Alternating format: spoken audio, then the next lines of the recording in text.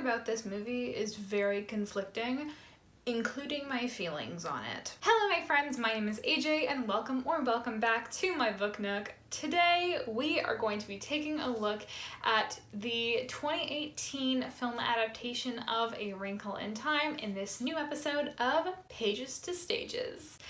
And this movie actually did use quite a lot of sound stages and green screens, so this time it's appropriate of a title. So how this is gonna work is I am basically going to go through everything that was the same from the book to the movie, which is also going to act as a bit of a summary of everything that happened in the book and film. Then I'm gonna get through some of the things that were different, and of course that part will be filled with spoilers for both the book and the film. So if you haven't read the book or you just don't want the movie to be spoiled for you, I have a general spoiler-free review for you at the end, and you can skip to that. I'll leave timestamps for you down below. But for the rest of you, let's dive right in with what is the same in the Disney adaptation of A Wrinkle in Time. So the story opens up on the Murray family, and the father of the family has gone missing. Charles Wallace is 5 and is an absolute genius, and Meg, who is quite intelligent as well, has become a troublemaker at school. She's become very closed off. One night, a strange woman named Mrs. Whatsit shows up to their home, causes a little bit of chaos, and before she leaves, she tells Mrs. Murray that a tesseract is a real thing. The next day, when Meg and Charles are walking their dog, Meg's schoolmate Calvin walks up to them, and they all go to the haunted house in the neighborhood where Mrs. Whatsit and her friends live. There they meet Mrs. Whatsit's friend Mrs. Who only speaks in quotes.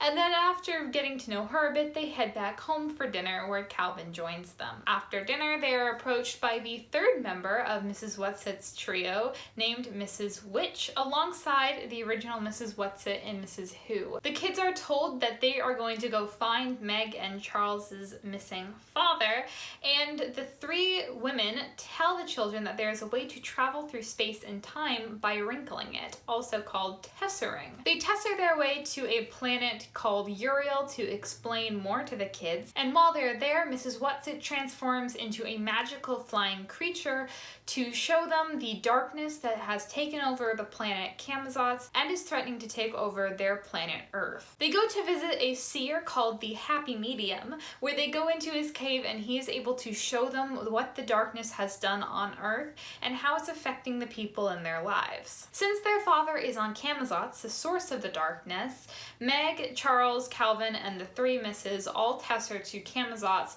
to go and fetch him back. The misses give the children gifts. Mrs. Who gives her spectacles to Meg to help see what is hidden. Mrs. Whatsit gives Meg her faults, and Mrs. Witch gives them her command to stick together and not let anyone separate them. As they walk through Camazotz, they come to a strange cul-de-sac where every house is the same and every child is bouncing a ball in the driveway in complete synchrony. They continue exploring Camazotz until they come across a strange red-eyed man. He offers them a feast, which to only Charles tastes like sand, which he then says means that Charles has passed his test. Charles is then hypnotized by the red-eyed man and it, the source behind the darkness which has taken over, and they are all brought back to the Central Intelligence Building. This is where their father is being kept, and though he is hidden in plain sight, Meg is able to use Mrs. Who's glasses to see a way to get into his cell. She goes in and is able to free him, but then Charles Wallace, now possessed by the It, is told to bring the children and Mr. Murray back to go see it. Mr. Murray refuses, saying that Meg will not hold out and offers himself instead, but the It insists that it must have Meg. They are forced to try and follow, and on their way in order to avoid the darkness, Mr. Murray tries to tesser him and Meg and Calvin away for their safety. However, Meg ends up staying as she does not want to abandon Charles Wallace. Meg has her final showdown against the It and, in extension, with Charles Wallace, trying to break through to Charles Wallace, who is being controlled. She breaks through to him using her faults of anger and stubbornness, and eventually using her love for him, knowing that that is the one thing that she has that the It doesn't. This causes the darkness to erupt and disappear, and she and Charles Wallace are transported by the three misses back to their home to be reunited with the rest of their family. So that's everything that's the same. So let's dive into what they changed. Firstly, we see a lot more of Meg at school. We see her being bullied. We get to see the way teachers are gossiping about where her father has disappeared to. We have an actual character named Veronica who is Meg's main bully. When it comes to the Murray family, there are also a few changes there as well. Charles Wallace is actually adopted in the movie, while in the book, he is the biological child. We also actually got rid of a couple of the other brothers. Meg has two younger brothers who are twins named Sandy and Dennis. The way her father disappeared is also different. In the movie, he was trying to figure out a way to travel through space and time and disappeared in his own lab. However, in the books, while he was trying to find a way to work through space and time, he was actually working with a whole team of people. In the movie, it made it seem like everyone thought he was crazy for wanting to do this. But in the book, he wasn't even the first person to try tessering to another planet. He was actually the second person to go through, but they don't know what happened to the first. I was a little disappointed by this change because I feel like we're often perpetuated with the myth of the great inventor dynamic. However, the truth is that most big inventions were created by a team of people. One person gets the credit while a lot of other people do a lot of the smaller work that leads up to it. Meg's mother is also a bit different in the books to the movie. In the book, she solely truly believes that her husband is coming back. She always talks as if he is coming back, saying things like, when your father gets back. In the movie, she doesn't seem so sure about that. She's also a lot less welcoming to Mrs. Whatsit. When Mrs. Whatsit first appears in the night, it is Charles Wallace who lets her into the house in the movie. But in the book, it is Mrs. Murray who lets her into the house and actually offers to have her spend the night. When it comes to Meg being bullied and her troubles at school, the way that it is in the book and the film is also different. When Meg gets into a fight and gets sent to the principal's office in the movie, afterwards her mother tells her that she needs to write an apology to the principal and the girl that she fought. In the books, the parents of the boy, which Meg fought, call Mrs. Murray, and she tells them that they should have been able to handle it. Very different ways of handling the fight. If we're going to talk about Mrs. Whatsit and the other three misses, we have to talk about the way they look. In the book, they definitely don't look as magical and mystical as Reese Witherspoon, Mindy Kaling, and Oprah Winfrey look. When Mrs. Whatsit comes to the house in the book, she is described as such. The age or sex was impossible to tell, for it was completely bundled up in clothes.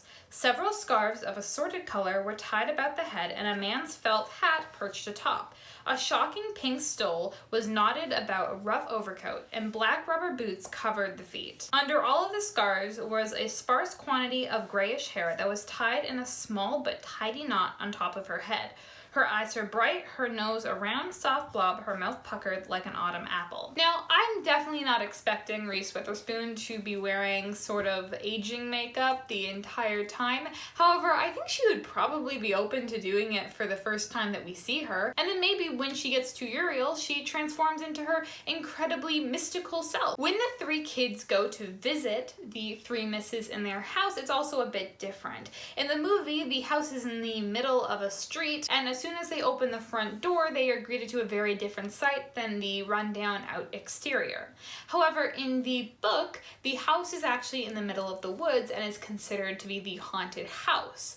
And when you go into the first door of the house, it isn't this gorgeous difference from the outside. In fact, the three misses enjoy playing with the haunted house idea, and Mrs. Who is actually creating fake ghosts out of sheets when they come to see her for the first time. Mrs. Who also doesn't exclusively speak in quotes in the book. The kids also have a lot more preparation in the film. When the three misses come to see them at Meg and Charles's house, they explain to them what they're going to do, where they're going to go save their father, and then they take them off to go to Uriel. However, in the book, they don't get that kind of preparation. Suddenly, they are tessered off to Uriel, and then once they get to Uriel, everything is explained to them. Once they get to Uriel, they are also given an explanation of how tessering works and the idea of a fifth dimension, complete with some handy visuals in the book. However, in the film, this is never really explained. Mrs. Whatsit is also a character that I had a hard time figuring out if I liked or not. She's a lot more ditzier and a bit meaner in the movie than she is in the book. While she is younger than the other two misses, she is still very much a kind figure who's looking out for them. In the movie, she doesn't seem much much of a hero in Meg, and she makes no problem with making that known. While she was quite entertaining for the first little while, I found myself quickly getting annoyed by the character. The reason they go to Uriel is also different. In the book, they know that her father is in danger and that they need to rescue him. However, in the film, they don't know where her father is. They're unaware that he's in danger, just that he's missing, and they go to Uriel to look for clues. And when they go up into the sky on the back of Mrs. Whatsit, it's not to take a look at the darkness and what it is that they're facing, like it is in the book, but to see if they can find a clue of where their father has been. On the topic of the darkness, when they first see it in Uriel, it's explained to them that this is Camazotz, and it's explained that this is controlled by the It. In the book, we don't understand that until we get to the planet Camazotz. When they go up to see the darkness, Mrs. Whatsit is also a different type of creature. In the film, she transforms into this sort of giant leaf crossed with a flatworm flying creature that has the face of the Tooth Fairy from Rise of the Guardians. But in the book, she's described a little bit differently. Her body began to shimmer, to quiver, to shift. The wild colors of her clothes became muted, whitened, the pudding bag shape stretched, lengthened, merged, and suddenly before the children was a creature more beautiful than Meg had even imagined, and the beauty lay in far more than the outward description. Outwardly, Mrs. Whatsit was surely no longer a Mrs. Whatsit. She was a marble white body with powerful flanks, something like a horse, but at the same time completely unlike a horse. For from the magnificently modeled back sprang a nobly formed torso, arms, and a head resembling a man's, but a man with a perfection of dignity and virtue, an exaltation of joy such as Meg had never seen before.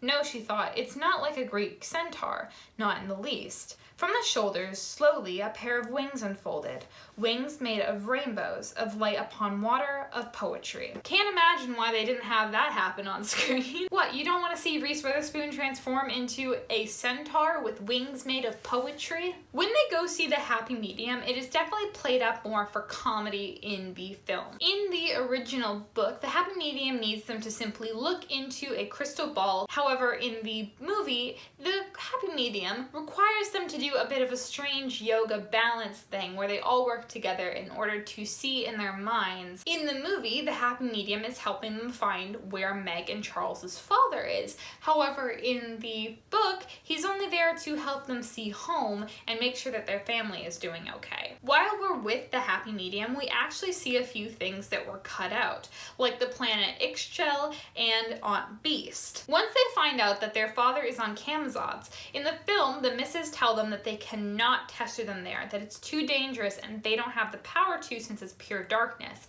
And so, in a burst of pure love and adrenaline, I guess, Meg is able to tester all of them over to Camazotz herself. In the books, this is a bit different. They already know that their father is on Camazotz, and the misses have no problem testering them themselves. When they arrive there, the gifts that they get are also different. While the 3 gifts that the misses give that I mentioned already are true, the boys also get gifts in the book as well. Calvin is given the gift of his ability to communicate, which he then later uses to try and get through to Charles Wallace without any luck. And Charles Wallace is given a gift of a warning to be careful of his arrogance. Camazotz itself is also very different. When the children arrive on Camazotz, they're in a wheat field, which after the 3 misses disappear, transforms into a giant forest. Suddenly, Charles Wallace has disappeared and Meg and Calvin are on their own. They're being chased by a giant black darkness fog, and they have to run and try and get over the wall so that they can get to safety. Once they're over the wall and they are reunited with Charles Wallace, they walk through the subdivision that I mentioned earlier. In the book, the subdivision is in perfect synchrony except for one boy. He is bouncing out of time, and then when he runs in to go to his mother, he ends up dropping the ball. They go to return the ball to him, and the mother is very afraid to have these children children there. She tells them, no, that's not possible. We've never had someone out of sync in this area before. In the movie, one of the mothers calls out to the children saying, are you lost? Would you like to come in and have some food? Meaning it's a bit more of a test than in the book, where these are just citizens of Camazotz. They keep walking and suddenly it transforms into a beach with lots of bright colors and umbrellas all pushed together. In the book, it's a bit different. They keep walking and they end up in this very giant city with lots of business people walking around. It's very industrial. It's at the beach in the film that they meet the man with red eyes. However, in the book, they go to Central Intelligence themselves, and that's where they meet the man with red eyes. To me, it seemed like they missed the point of Camazotz. In the book, Camazotz is not the source of the evil. They're another victim, just like Earth could be. They pride themselves on having only 3 artists and 5 musicians, and the fact that everything is so efficient and industrial. They pride themselves on the fact that everything is the same. This is a warning against conformity. Madeleine L'Engle has created this planet that has been overtaken by darkness, and her idea of a planet taken over by darkness is one where everything has to be the same. No originality, no artistic expression. However, in the movie, they seem to have missed this point entirely. Instead, Camazotz is a complete source of darkness. Every person there is part of a test that the children will face, not the victims. There is that conformity in the subdivision, however, that's played a bit more for the fear factor and the visuals rather than the message that it is behind. And we know this because once they get to the beach, it's not that conformity anymore. There's also a lot of action scenes that were added. When they arrive on Camazotz, as I said, they have to run away from the darkness, and Meg is able to use her intelligence in physics to get them over the wall to safety. There's also a moment on Uriel where Calvin falls off of Mrs. Whatsit, and then finally there's the final showdown with Meg and It, which is a lot more action-packed as well. Now, I understand why they did some of these. The final showdown with the It is not that interesting in the book. It's really just Meg shouting at it and just shouting in her head, so I understand why they would want to make that different for a visual impact, but I don't really see the point of having Calvin fall off of Mrs. Whatsit or have them being chased by the darkness. Charles Wallace also seems a lot weaker in the film. In the film, he's very easily hypnotized by the man with red eyes by reciting the times tables, which is something that he does try to hypnotize Charles Wallace with in the book. However, Charles is also willingly giving in to him with the book. He tells Meg and Calvin that he needs to go into the It and try and connect with it so that he can try and figure out where their father is. He says, "Oh, no worries, I've got this." Spoiler alert, he does not. This is where we get to one of the darker moments. Remember that boy who dropped the ball? Yeah, we see him again. As Charles Wallace, now possessed by the It, is taking them to see their father, we actually pass the boy from the subdivision in a little cell. The cell is pulsating with a beat that he needs to bounce the ball to, and every time he bounces the ball, he seems to be crying out in pain. Yeah, it's a really, really dark moment. The father's rescue is also a lot different in the book versus the movie. In the book, he's kept in a cylindrical cell, which they can see into, but he cannot see out of. They also cannot reach through it. It's basically like glass. And it isn't until Meg puts on Mrs. Who's glasses that she's able to walk through the wall to her father. But even when she's in the cell with him, he still cannot see her. She gives him the glasses and he's able to get out. In the movie, it's a lot different. Yes, she needs the glasses to get to her father, but that's only to see where the steps are. And then once she sees where the steps are, she takes the glasses off to go up them. I don't know the reasoning behind that, if I'm being totally honest. They have a wonderful reunion, and I won't lie, I teared up a bit. I'm not heartless. And then they both just walk out. And if it was that easy, why didn't he do that years ago? I mean, really. When the father tries to tester them away, in the movie, they are tested away before they have a chance to even get to it. However, in the book, they actually do get to see it. In the movie, it is a giant dirt and fog neurons firing over and over again. It's basically being inside of a mind, while in the book he's a slightly larger large enough just to be horrifying brain sitting on a dais. Also, when Meg's father tessers them away, in the movie it's only him and Calvin who get away and Meg stays behind to protect Charles. However, in the book, it's a bit different. He's able to tesser all three of them away, all the way to the planet Ixchel, which is completely cut out from the movie. When they're on the planet Ixchel, Meg is completely frozen. In order to get to this planet, they had to tesser through the darkness itself, and so Meg is so cold she's paralyzed. This is where we meet Aunt Beast. A bit creepy, but they are actually very helpful, and they take Meg back to their cave where they help to warm her up, and even offer to go with her back to Camazotz when the three misses come to tell Meg that she is the only one who will be able to save Charles Wallace. Welcome back, my non-spoiler friends. Let's dive into a spoiler-free review. Overall, this film is very polarizing for me. I really don't know how I feel about it.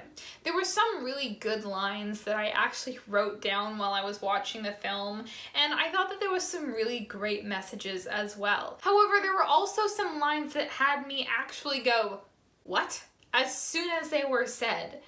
There was some graphics that looked really good. While most of it was assumably a green screen, I know that there were some places that were actually filmed on location. Some of them didn't look as good as the others. There were some sections where I wondered, why wouldn't you just build that set?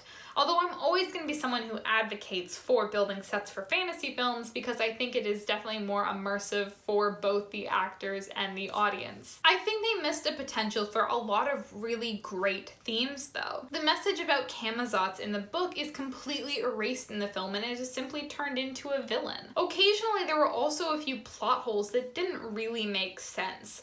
There was a point in the movie where Charles just disappears and they get reunited with him just like that. It's never explained where he went to or what happened to him, and they just kind of brush it off and move on. As for the kids, I thought that they were actually pretty good actors. I was pretty impressed with their performances, and I thought that the three misses, Reese Witherspoon, Mindy Kaling, and Oprah Winfrey were really good for these characters. I thought they really brought something to them that was very new, but also very good for what the characters are meant to be. And this may seem like a very small detail, but I really like the fact that they kept that Meg had glasses. I think that if the way that a character looks is not relevant to the plot, then go ahead, change it. I don't really care.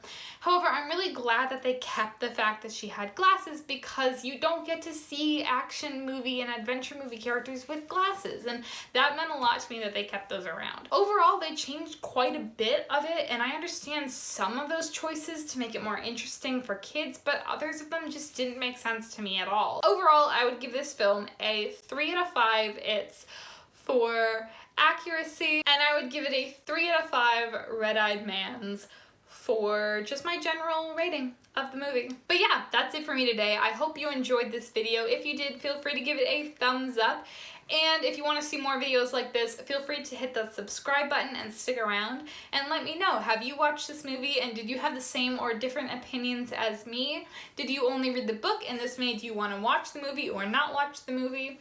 Or tell me any of your opinions down in the comments below. I'd love to have a conversation with all of you. But that is it for me today. I hope you enjoyed this video and I will see all of you lovely people in the next video.